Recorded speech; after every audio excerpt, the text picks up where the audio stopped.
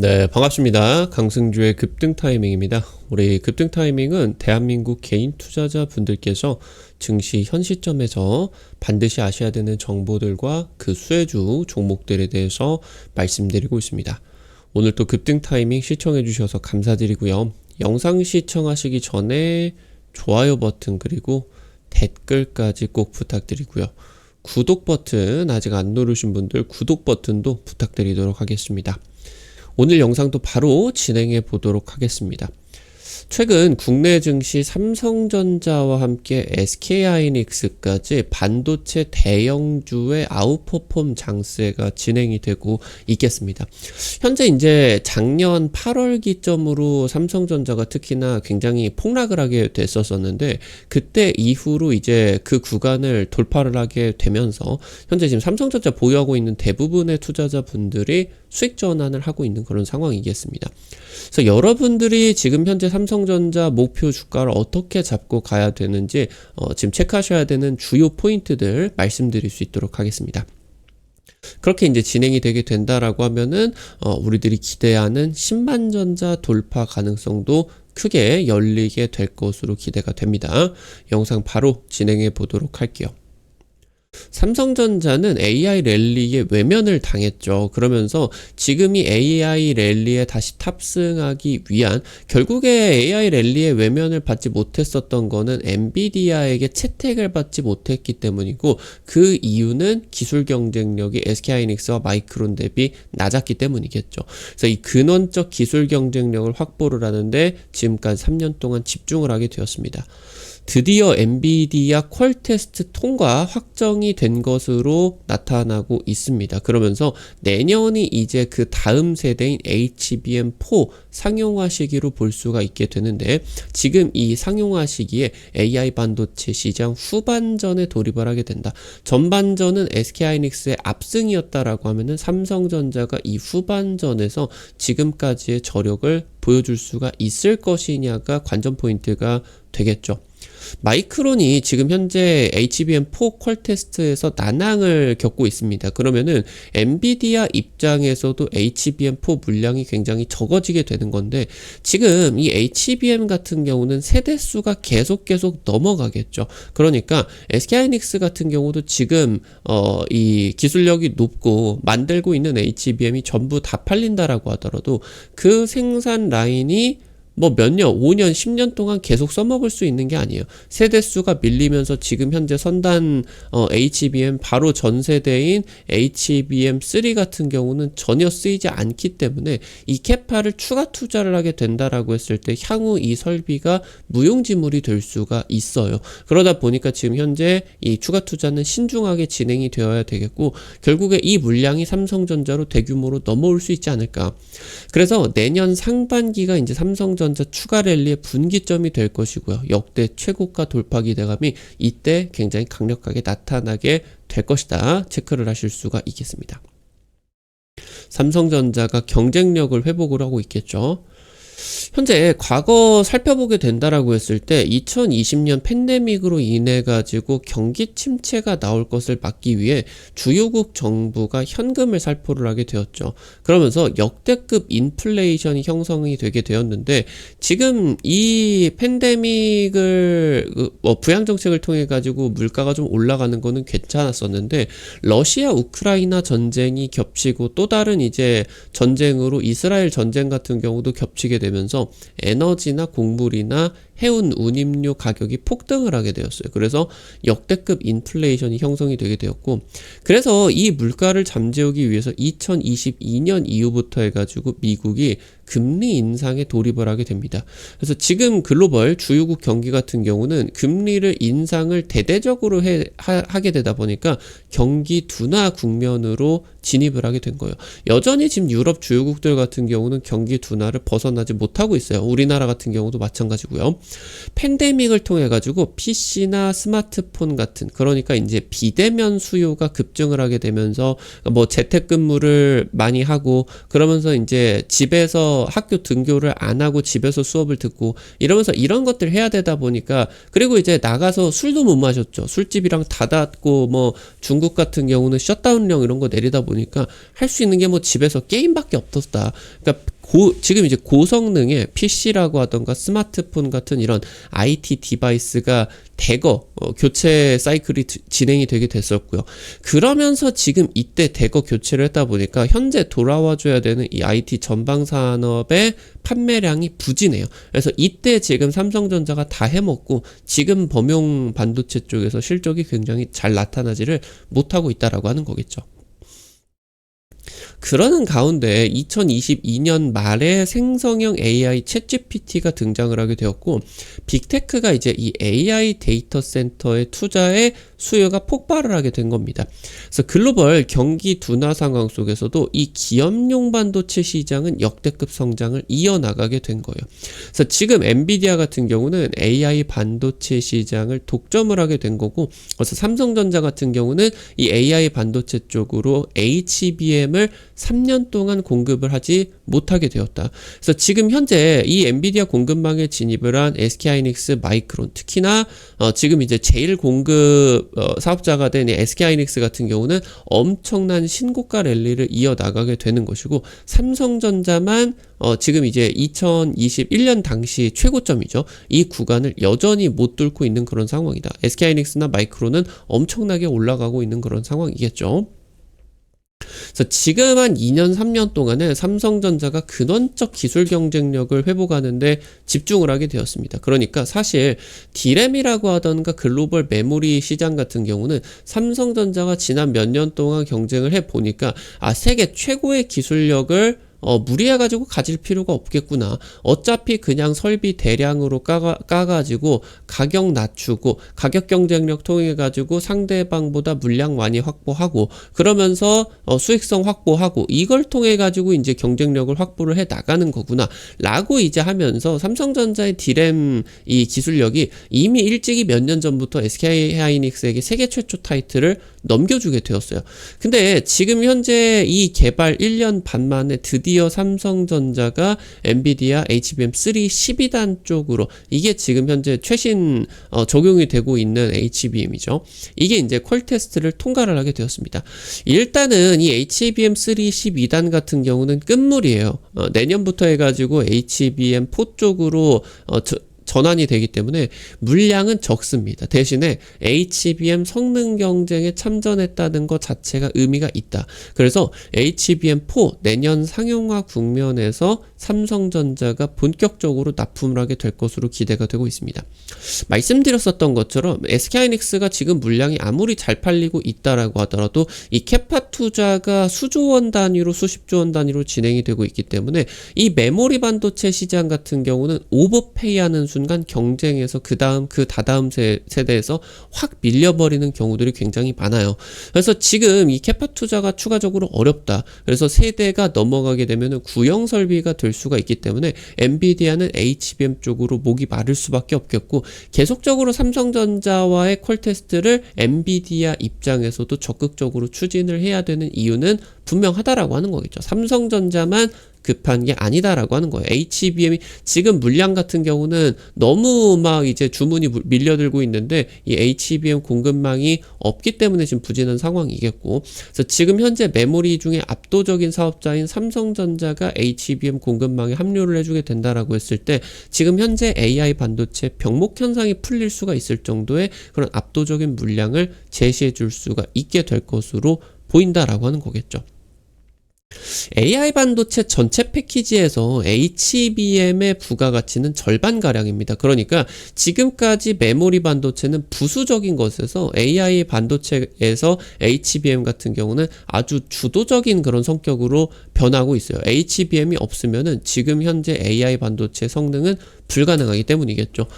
엔비디아가 지금 이 SK하이닉스의 의존도를 낮춰야 돼요. 너무 비싸다는 거죠. 이 의존도를 낮추면은 그 돈이 다 다 엔비디아로 가져올 수가 있으니까. 그러니까 SK하이닉스와 사실 마이크론 같은 경우는 그렇게 큰 경쟁자가 되지 못해요. 물량을 그렇게 크게 만들어낼 수가 없다 보니까 기초 체력 자체가 삼성전자와 SK하이닉스와 차이가 많이 납니다. 5배에서 10배 정도 가량이 나죠. 그러니까 말씀드렸었던 것처럼 마이크론도 최근에 HBM 잘 나간다고 무리해가지고 HBM 추가 투자했다가 망해버릴 수가 있어요. 메모리 시장 같은 경우는 그만큼 차갑다.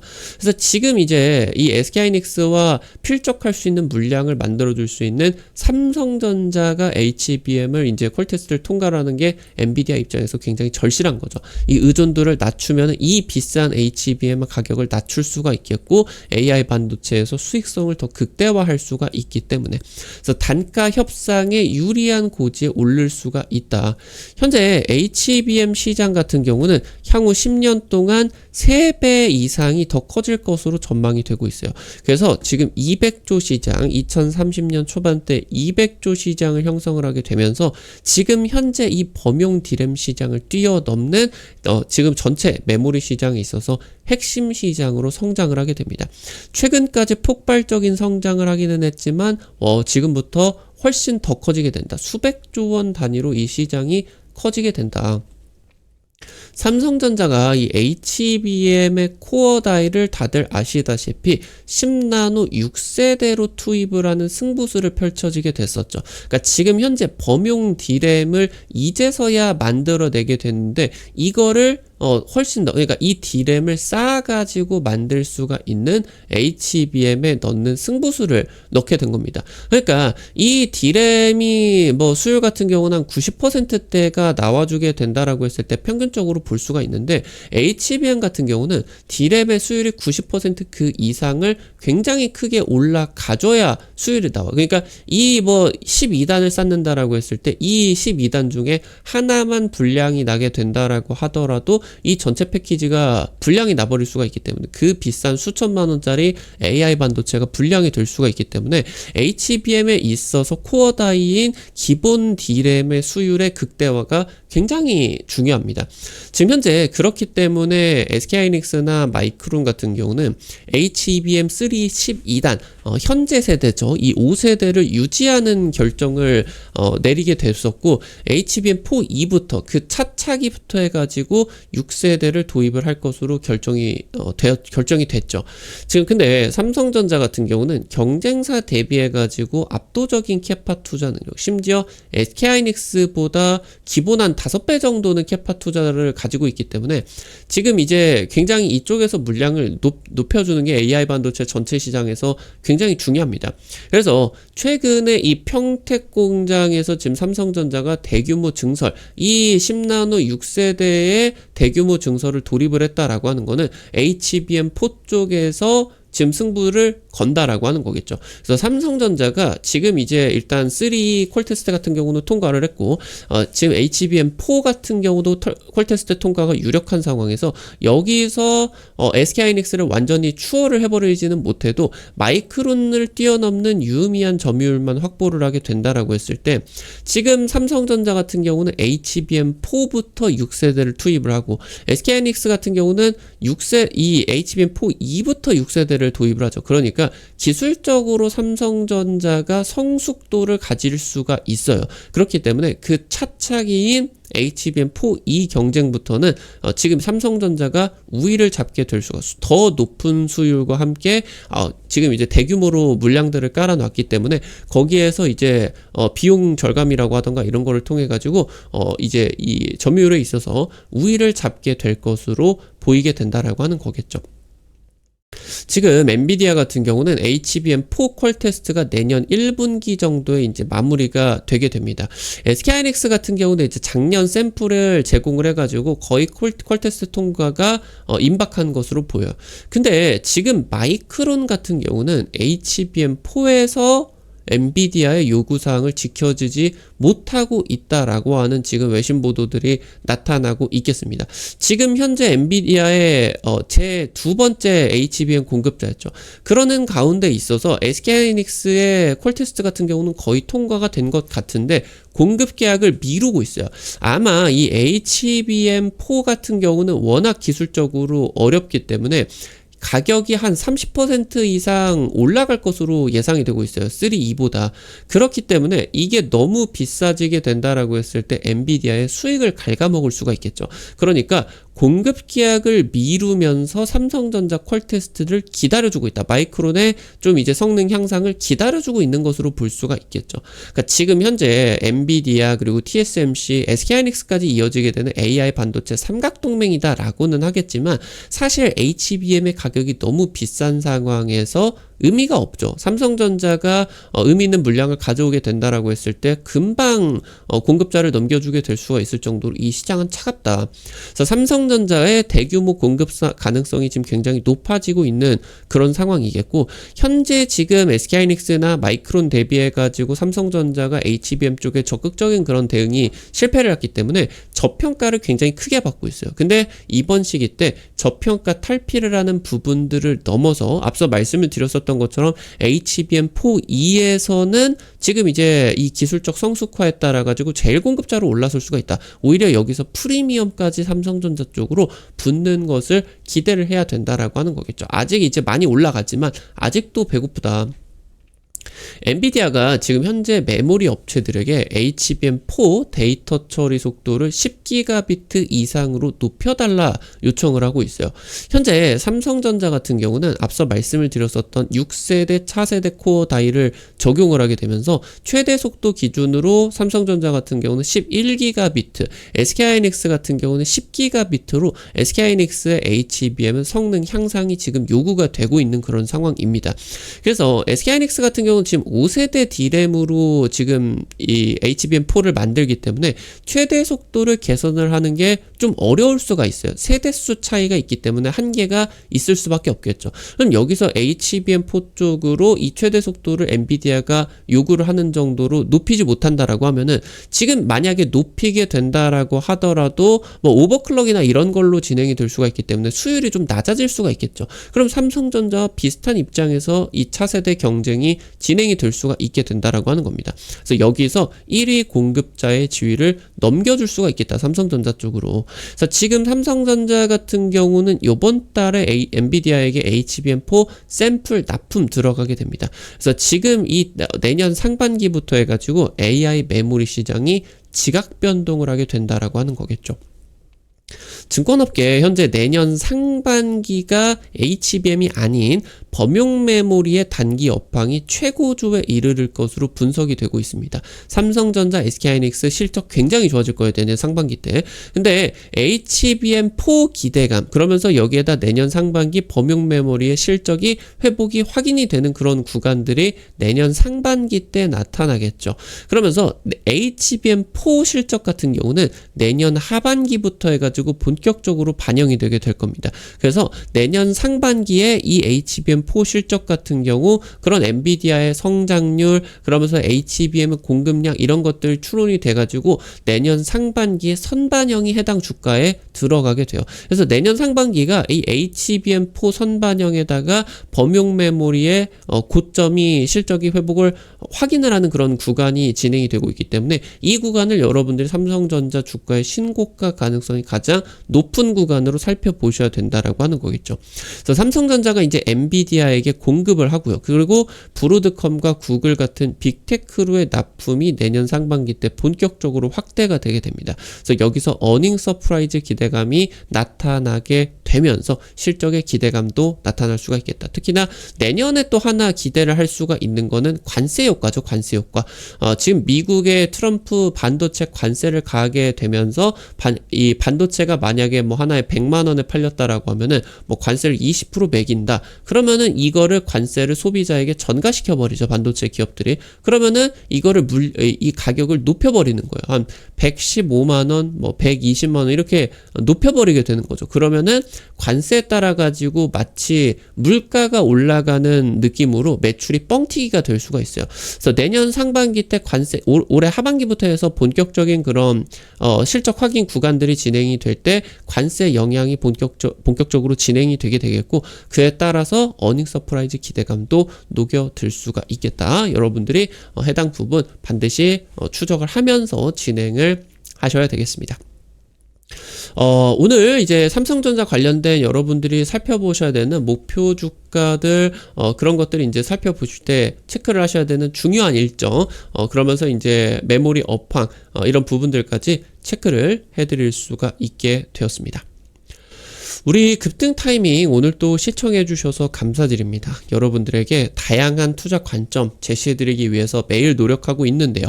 아무래도 당일 급등이라고 하던가 상한가 그 이상 기대가 되는 종목들 같은 경우는 유튜브 통해 가지고 제시해드리는 게 어렵죠. 그래서 이런 정보들을 여러분들에게 100% 실시간 무료로 이제 공개해드리기 위해서 실시간 단타방 운영해드리고 있습니다. 당장 이제 이번 주 찍어드렸었던 한국첨단 소재 찍어드리고 이틀 3일 만에 상한가 추가 급등 나타나게 되면서 40% 50% 급등 나왔죠. 그래서 이런 종목들 단타니까 한 100만원 200만원만 찍으셔서 한 5만원에서 10만원 아침마다 벌어가 본다, 이런 느낌으로 접근을 하시면은 재밌게 매일 아침 단타 참여하실 수가 있을 것 같아요. 해당 이제 실시간 단타방에서 단타 종목들 뿐만이 아니라 실시간 투자 전략 같은 경우도 올려드리고 있으니까 무료니까 꼭 이용을 해보시면 좋을 것 같아요. 해당 자료 어떻게 확인하실 수가 있는지 바로 말씀드리겠습니다. 여러분들 보고 계시는 유튜브 맨 아래 설명창에 여기 링크 하나 올려놨습니다. 해외 메신저 텔레그램 통해 가지고 올려놓게 된 거고요.